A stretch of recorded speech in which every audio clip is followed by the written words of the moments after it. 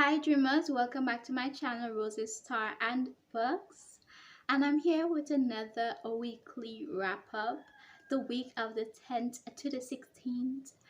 And I've read 10 books for that week. So, the first book that I read was Amazing Agent Jennifer. I would not attempt to pronounce the author's name because I know I'll butcher it. So you just see the cover on the screen. And like I read volume 1 and volume 2. For volume 1, I give it 4 stars. Volume 2, I give it 5 stars. I really loved the character Jennifer. I enjoyed it. Enjoyed reading about her character.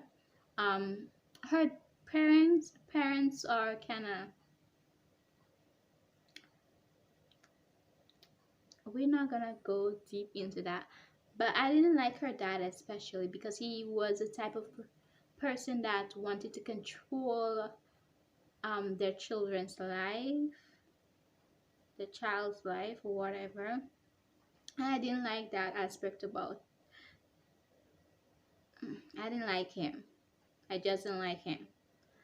But I really enjoyed her character because she was portrayed to be super smart and also a badass chick that can fight.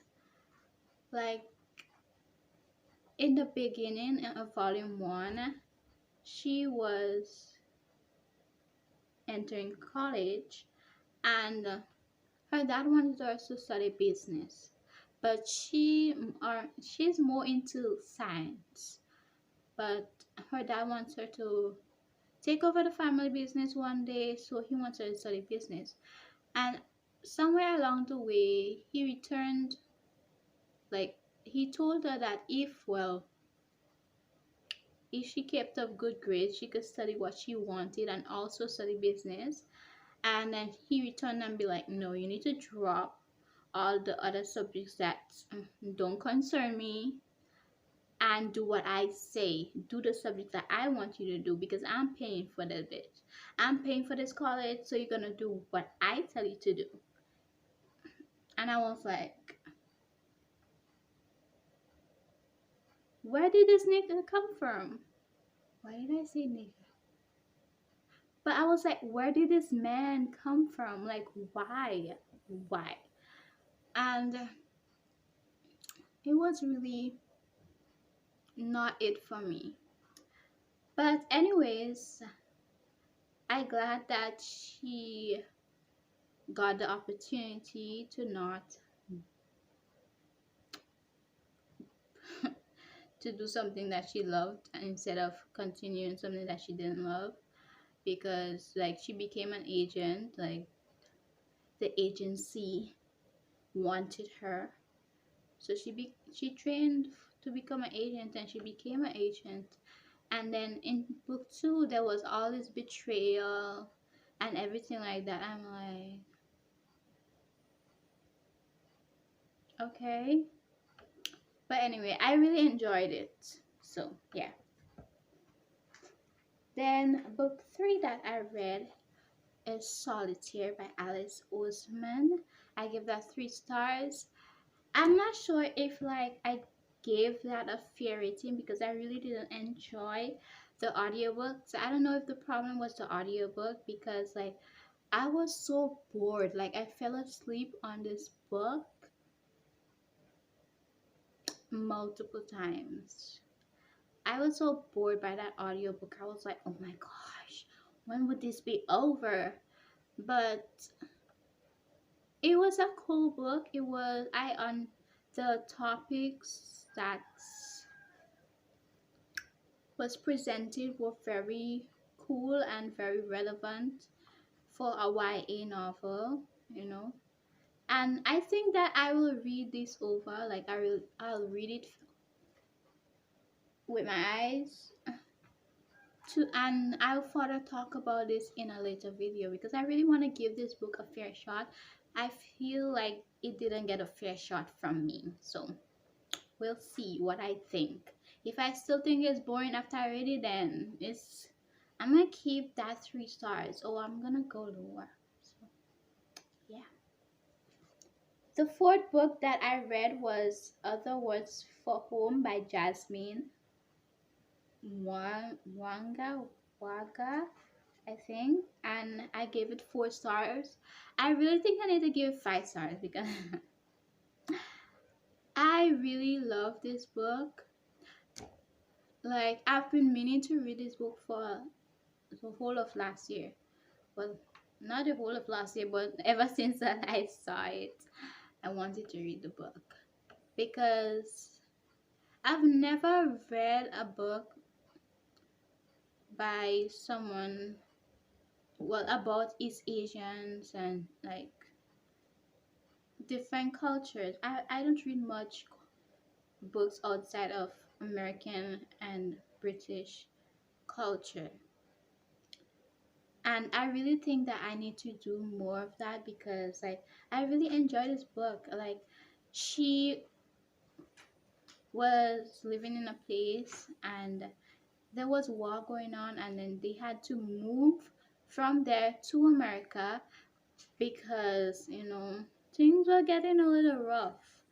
And well, they left their dad and their brother back there, and while she was in America, like a word came that their brother went to fight in the war. I hope that I'm recalling this right because I read it like in the beginning of the week. And like she had to cope with being different, entering a school system, and like just adapting to everything around them. And I really enjoyed reading about that. So yeah. Number 5 is Shame is an Ocean I Swim Across by Mary Lambert. I give this 4 star. This was very emotional. It had depth and everything like that. I don't know how to explain poetry because this is a poetry collection. I know how to explain poetry, but sometimes like I feel like I don't know how to explain poetry. But let's just say that I enjoyed this. I enjoyed this. Okay? Okay. So, in number 6, I read Creamer by Johnny Christmas. I give it a 3 stars. 3 star rating because it was lacking a little bit for me. Like this is an this is a comicsology original, I think, and I read it. It's about ghosts and coffee, and that's how I could summarize it. So this girl, and oh, it's also LGBTQ themed. So yeah, this girl, when she was small, she was like scared of sleeping alone in the dark kind of stuff because she thought she heard things and these stuff. And she would like drink coffee. So one night she drank coffee and then she saw a ghost. So every time she drinks coffee, like she see ghosts. If she drinks too much, then the ghost literally becomes like normal human beings, like they're solid, they can open doors and stuff like that. And I thought that aspect was pretty cool. But like why is this happening? Like why could that happen? Like I thought that it there is more that could have been added to further understand the concepts and everything that was going on. I think there needed to be more plot depth and character depth to this in order to have made it really really great. But it wasn't bad. I enjoyed it, but I just thought that more could be added. Yeah. So Book number 7, UQ Holder by Ken Akamatsu. I give this one 5 star. It's a graphic novel about vampires. That's all I could say. Like, you have to read it for yourself. The vampire element came about maybe halfway through to the first volume, and you learn about Yuki Holder like in the ending of the volume. So the other volumes will be more about the vampire and the academy kind of organization for vampires and well supernaturals and stuff like that. So yeah. So number 8, The Sundown Motel by Simone Saint James. I gave this 4 star. Finally, I finished this book. I started this book last year of October, I think. Yeah, of October. And like, I was reading it for my book club, and we didn't finish reading it. And I was so disappointed that we didn't finish reading because I was so enjoying it, especially reading it with my book club members. They were making this so so fun because they will like create like humorous comments based on certain things the character did, and I was laughing my ass off. But yeah, I enjoyed this, the mystery elements and everything to this.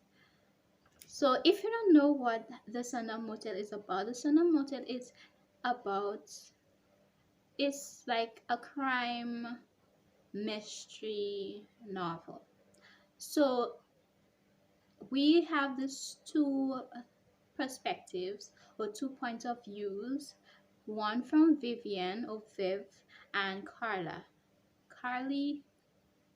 I think. Why did I say Carla? I don't know. Carly, I think. And basically, Carly went to this place called Fell because how much years ago her aunt Viv went missing in that place. So she's basically trying to figure out what happened to Viv and stuff like that. And from Viv's perspective, Viv is trying to solve some murders. So yeah, like that's basically what the two perspectives is about. So then when Carly came to the place, she learned about the murders as well, and she's basically trying to solve those as well as trying to find her aunt. And like, yeah, so in the ending you will know what happened and everything like that. I can't say too much because it will be a spoiler, and I don't want to spoil nothing for no one. But I really enjoyed this. Like, I stayed up one night and I was like, I gotta finish this. I've been reading it for too long. I gotta finish it. And then I finished it and I was like, yes, yeah. Even though I didn't get much sleep after, I accomplished this. I finished this. So yeah. Then I read Attack on Titans, Volume 1 and Volume 2. Really, these two books is not supposed to be in this week's wrap up, but I'll just include it. Okay, I just include it. So I decided to read Attack on Titans. I gave both of them 5 stars. The reason why I wanted to read this book because I kept seeing it all about, I keep hearing about the anime and how cool and great it is and everything like that. And I love graphic novels, mangas and stuff like that. So I was like, okay, I guess I'm gonna read it because I keep seeing it in my subscription on Comixology and stuff. So I was like, okay, I'm gonna read it. Okay, yeah. And oh my god, like I'm in love. I'm in love. This was so great. So it's is essentially classified as a horror manga. That's what I saw when I clicked on it, a horror manga. And ooh, this was nice. So Attack on Titans, like trying to explain this will kind of give away a lot, but it is great. Just read it. I promise you, well, if you like horror manga stuff, read it. Because so essentially the Titans is like humans versus Titans. Titans is this tall, gigantic giants of a creature, and humans are like ants, like ants to them. Why did I say aunt? Ants to them. Okay, so like the humans are basically trying to defeat the Titans, but because the Titans eat humans, and there is this whole wall the humans built to protect their cells, and for like 100 years the Titans haven't bothered them, but there are humans that go out to try to fight the Titans and also like try to get information about them, like if they're intelligent and stuff like that that could help them defeat the Titans. And well, the basically the community thinks that it's a waste, because like I mean we've been protected for like 100 years. Why are you still going out and troubling the Titans? Like you just wasting our taxpayers' money at this point. And lo and behold, the Titans attacked, and everybody now is like, "Oh my God, I need to run!" And like now it's war again.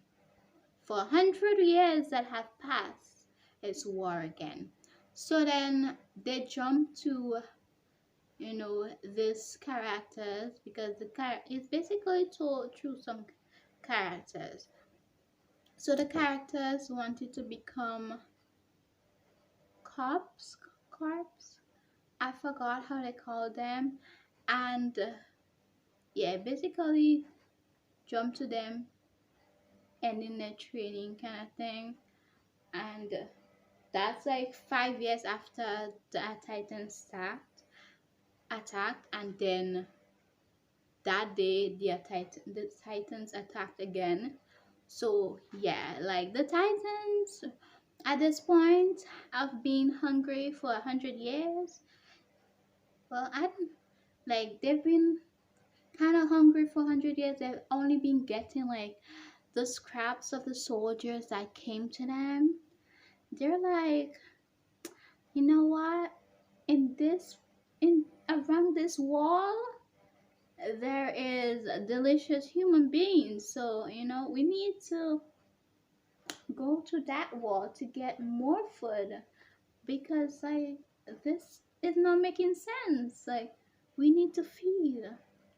But apparently there is only one Titan that could actually break the wall, and that's the one that you have to stare up to in the sky. And yeah, so all the others are more of like a little taller than the humans, like 10 feet, but like the colossal Titan is like 50 feet, 50 meters or something like that, or feet. I don't know. I don't I don't know math like that. Just kidding. But like something like that. So like you literally have to look up to them, like imagine me 4 foot 8 inches. I'm just gonna be like,